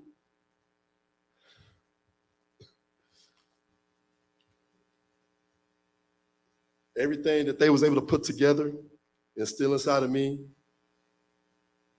I want to give that back tenfold. And what I mean by tenfold, not just give my legacy to my children, to my 3 daughters. I want to do this to every person I meet. I want to, if I died tonight, if I left this world tonight, I want everybody to know that I wanted to live my life to the fullest by making everybody smile that I came across. Do you know a smile goes a long way? Even during my darkest days, I still wanted to have a smile on my face because I love to smile. And my mother's last words to me, which was April 4th, 2002, her last words to me, "Baby, every time you smile, the world smiles." And I live by those words for these almost 21 years. When you smile, the world smiles. And again, that's part of building my legacy, because I want to be the best me, and I want to encourage all of us to be the best us. And again, we would love to have some money where we can leave our children, have businesses where we can leave our children, our grandchildren, and so on and so forth. But it's much more than that. It's much more than that. Say different. I'm going to be different tonight. I'm going to be different tonight. I'm different because I moved back to Elgin because I wanted to help be involved with my family. And when we talk about family, we got to go back. Again, when I'm looking at these pictures, you go back and somebody say grandma now. Say that one more time, grandma now. Oh, y'all sound so cool saying it. When we say grandma now, when I hear that saying, and when I just think about that, think of your grandmothers, your great grandmothers who got on their knees praying for you, going to the Lord on your behalf. Even before you was born, guess what? Your great great grandparents was already on their knees going to God on your behalf. And we're talking about creating that legacy. That's when you're talking about building your legacy, because they seen something that we didn't even see. They see something that we didn't even see, and they prayed about it. And I'm not embarrassed to tell anyone that my parents did not go to high school, because what they sacrificed and what they had to do, it was able to help me graduate from college. And not only that, my daughters to graduate as well. Again, that's the legacy for me of building my legacy that I want to leave. And all of us, every last one of us has a beast in us. I'm going to tell you that right now. I'm going to say that one more time. Every last person in here has a beast inside of them. You want to know why you have a beast inside of you? Because God does not create junk. God does not create junk. And you are not an accident. There was a purpose for your life. There was a purpose for your season of life. We all go through different seasons of life, right? People watch us of how we go through seasons of life. That's another way you can build your legacy. I'm going to share a quick story. If I can. It was, I'm a dates guy. Don't laugh at me. I'm a dates guy. But I'm different. I'm a dates guy. It was August 8th, 2015. It was a Saturday morning, and I was sitting inside Salem Baptist Church in Omaha, Nebraska. And I was at a funeral of one of my closest friends who was killed in a motorcycle accident the week before by the name of Troy Travis. And the church was really a huge church, and I was one of the pallbearers. And as we're walking inside of the church with his grieving mother and his grieving daughter, and as we're walking behind them, I just see a parade of people. And Troy was one of those individuals that when you ran across him, it was something about him that attracted you. He was just funny as all get out, but he would also tell you like what it is. And so I enjoyed our friendship, and I miss our friendship. I miss those talks. But I'll never forget, the pastor said this, and Troy didn't go to church or anything, but the pastor said this about Troy. He said, Troy Travis lived his eulogy every single day. And the reason why he lived his eulogy every single day, because of the audience of people that were there. Think about it. You are your legacy. Every time you're walking out of your door to your car, you go to your job, you're living your legacy. And sometimes as parents in here, when we think our kids are not paying attention to us, when we think they're kind of writing us off, we're kind of like, oh, whatever, they paying attention. They paying attention. And as they're paying attention, guess what? They're trying to step their game up because they already seen your game is already stepped up. All right, everybody say different. Different. I'm gonna leave you with this. As this.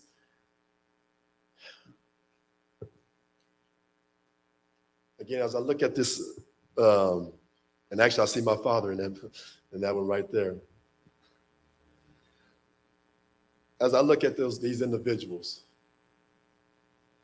and they got a chance to just walk in one big old school, and they was all crowded in a classroom.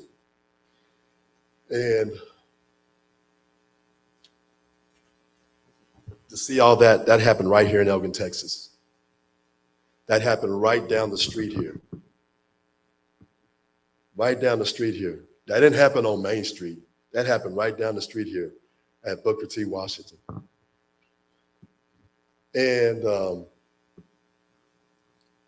when I look at the 1949 Washington High Eagles basketball team that won a state championship but didn't get recognized for it until 25 years later. 25 years later, they were recognized by the state of Texas as a state championship basketball team right out of Elgin, Texas. They didn't have a gym. They practiced on dirt. And they didn't even have any home games. They had to travel different places to play. And that means a lot to me as well, because I was blessed with an opportunity to have a gym and also go to college to play basketball. And they served a purpose for me. And can you pause that picture right there, Pastor? If we go back.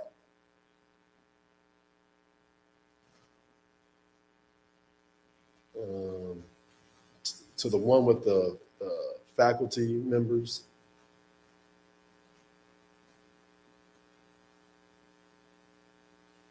Right there, perfect. When I moved back to Elgin this past summer, I went over to the administration building. And in the administration building, they had this picture right there. And those pictures of some African-American educators. I looked at it, I took a picture of it on my phone, and I knew I had it on this flash drive. I looked at those individuals, and I know they're not here with us today. I looked at all of those pictures and all those individuals, and I said to them, me coming back as an educator, I promise you I won't let you down. I promise you I won't let you down. And I thank you for paving the way for me so I can carry out your legacy as an African-American educator here in Elgin, Texas. And that means something to me. And every now and then when I'm having a hard time at school, dealing with sometimes irate parents and all the nuances as a principal, I sometimes pull out my phone and look at this picture as a reminder that I can't let them down. I can't let my parents down, who again didn't have a high school diploma. And it's just, again, when we talk about this thing, legacy, think about it. What is it that you want to be remembered for? Again, I know it wasn't the financial piece that Marquine and Erica hit. But first of all, Marquine and Erica, amazing job. Thank you. Erica's one of my classmates. Marquine, my little cousin, and Josh, my brother from another mother. You guys, man, why you put me last? I should have been the first, man. It's hard to follow those guys. And so, well, anyways, this is huge. And last but not least, I want to say something, Valerie. This is just one of the many stepping stones of your legacy. Thank you for something as Black Health Week, because again, we need every speaker that we had this week hit on everything that we need as the people in order to carry our legacy into not only now, but also into the future. Everything. When it went from fitness, we got to start. I got to talk about myself. We got to really work out. And then on Tuesday night, I was teasing Angela about getting our blood pressures checked. I went and got my blood pressure checked, and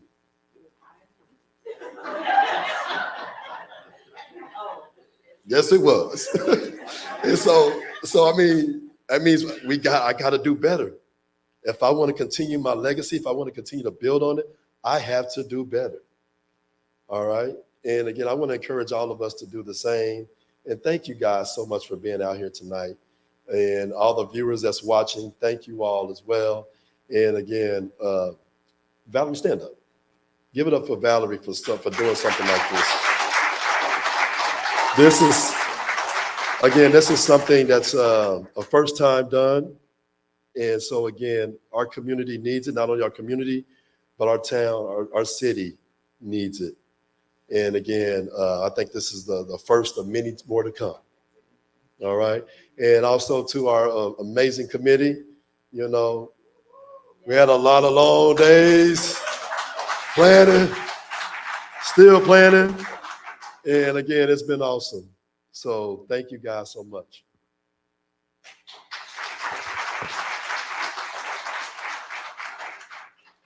Nobody has a question, right? All right, good.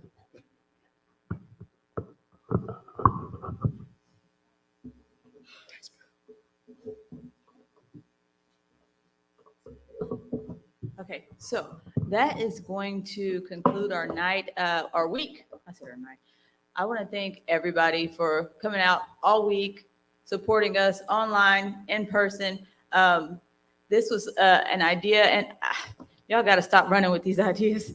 And then it wasn't just me though. Like there's a full blown committee. And I know I'm about to call y'all out because y'all kept doing this, and I was voluntold that I was doing this. But I'm going to introduce the committee before we let y'all out. I want to thank again Pastor Ward, Mount Moriah Missionary Baptist Church. Let's not forget that somebody had to open their doors 3 days this week to allow this to happen. If not, we probably would have been at the farmer's market, okay? We would have been somewhere, all right? So I'm going to introduce our committee real quick. Tracy Morgan Smith, come on up. Thank you, ma'am. Appreciate you. Okay. Marissa Pareto, Marissa.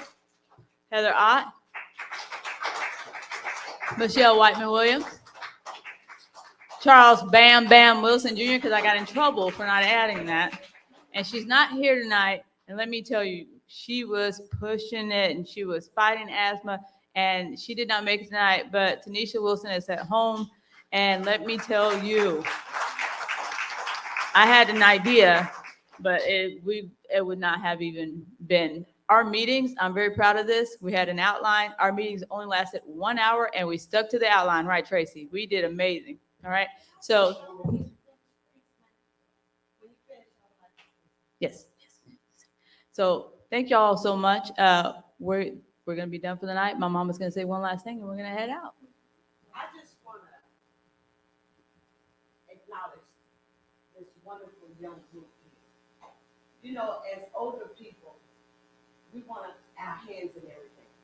Sometimes we just need to pass it because in 2 months, I've seen amazing, amazing things happen with this small committee of young people. This is our future. They are getting it ready for the other young people. And I know it was hard because all of them have kids, they have jobs. And Valerie, I'm so proud of you. Oh, thank you. You are such a great older sibling that your siblings, your sister and your one brother look up to you.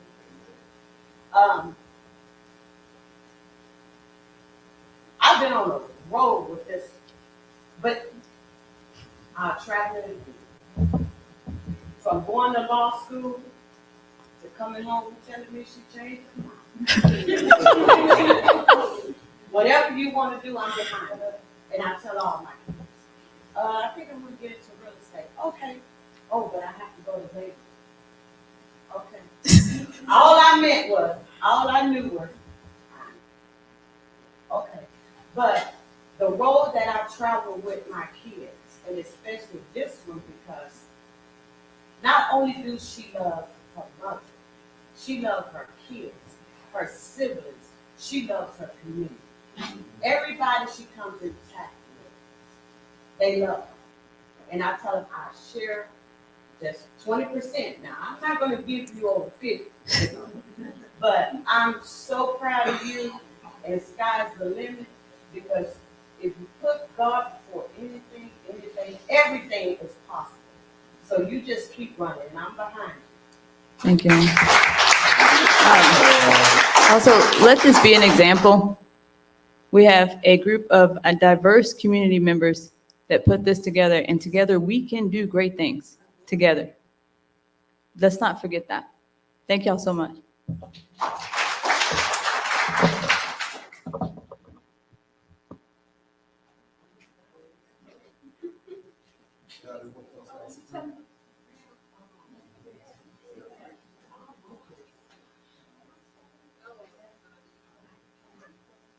we close it out with a word of prayer?